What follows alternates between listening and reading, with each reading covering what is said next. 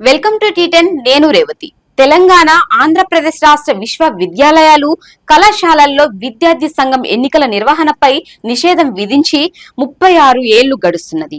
ఉమ్మడి రాష్ట్రంలో 1988లో ఉస్మానియా విశ్వవిద్యాలయాల అనుబంధ నిజాం కళాశాలలో 2 విద్యార్థి గ్రూపుల మధ్య ఘర్షణలో దేవేందర్ యాదవ్ అనే విద్యార్థి హత్య జరిగిందనే నెపంతో అప్పటి పాలకులు ఈ ఎన్నికలపై నిషేధం విధించారు.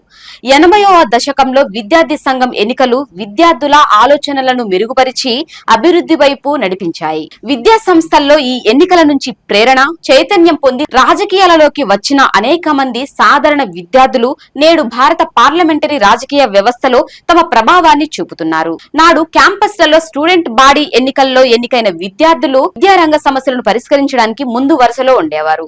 దాంతో యూనివర్సిటీలు జ్ఞాన కేంద్రాలుగా, ఉద్యమ కేంద్రాలుగా సమాజంపై గొప్ప ప్రభావాన్ని చూపాయి. నేడు విద్యార్థి ఎన్నికలు లేకపోవడంతో విద్యార్థుల డిమాండ్లను లేవనెత్తడం, ఆయా యాజమాన్యాలు ప్రభుత్వాలను సంప్రదించి పరిష్కరించడం సవాలుగా మారింది. కొన్నేళ్లుగా తెలంగాణ యూనివర్సిటీలు, కళాశాలలకు సరైన నిధులు కేటాయింపులు లేక, మౌలిక సదుపాయాలు అందక విద్యార్థులు అనేక ఇబ్బందులు పడుతున్నారు. ప్రొఫెసర్ల నియామకం జరగడం లేదు, నాన్ టీచింగ్ పోస్టుల భర్తీ కూడా జరగడం లేదు.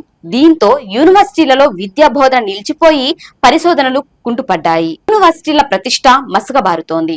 ప్రతి ఏడాది జరిగే విద్యార్థి సంఘం ఎన్నికల్లో అనేక సమస్యలు చర్చకు వస్తాయి. వివిధ భావజాల మధ్య స్నేహపూర్వక చర్చ, ఘర్షణ ఉంటుంది. ఇది గమనిస్తూ ఎన్నికలలో పాల్గొనే సాధారణ విద్యార్థులు కూడా సమాజం పట్ల కొంత జ్ఞానాన్ని పెంపొందించుకుని మార్పు వైపు ప్రయాణించేవారు. విద్యార్థుల హక్కులకై, వారి సమస్యల పరిష్కారానికి యాజమాన్యాలతో, పాలక ప్రభుత్వాలతో నిత్యం సంప్రదింపులు, పోరాటం కొనసాగడం వల్ల విద్యార్థులలో నాయకత్వ లక్షణాలు పెంపొందేవి. బహుజన సమూహాల విద్యార్థులు నాయకులుగా ఎదిగేవారు. ఇది ఇష్టం లేని పాలక వర్గాలే ఈ 3.5 దశాబ్దాలుగా ఎన్నికల వైపు తొంగి చూడటం లేదు. పైగా నిషేధాన్ని కొనసాగిస్తూనే ప్రగతిశీల విద్యార్థి ఉద్యమాలను, సంఘాలను అణిచివేస్తున్నారు. ఇటీవల కాలంలో తెలంగాణ ముఖ్యమంత్రి విద్యార్థుల పోరాటంతోనే ప్రత్యేక రాష్ట్రం సాకారమైందని, విద్యార్థులు రాజకీయాలలోకి రావాలని పిలుపునిచ్చారు. ఒకవైపు విద్యార్థి సంఘం ఎన్నికలపై నిషేధాన్ని కొనసాగిస్తూ, మరోవైపు విద్యార్థులు రాజకీయాలలోకి రావాలనడం మోసం చేయటమే. తక్షణమే విద్యార్థి ఎన్నికల నిర్వహణపై ముఖ్యమంత్రి దృష్టి సారించాలి. అందుకు గతంలో భారత మాజీ ఎన్నికల అధికారి జేఎం లింగ్డో కమిటీ సూచనలు పాటిస్తూ విద్యాలయాల నిధుల సంఘం విడుదల చేసిన మార్గదర్శకాలను పరిగణలోకి తీసుకోవాలి. లింగ్డో నివేదికను అమలు చేస్తూ స్టూడెంట్ బాడీ ఎన్నికలు జరపాలని 2006లో సుప్రీంకోర్టు మరో ఆర్డరు జారీ చేసింది. తరువాత 2007లో ఎన్నికల నిర్వహణకై యూజీసీ ఆదేశాలు జారీ చేయగా, దేశంలోని అన్ని యూనివర్సిటీలు, కళాశాలల్లో విద్యార్థి సంఘం ఎన్నికలు నిరంతరాయంగా జరుగుతున్నాయి.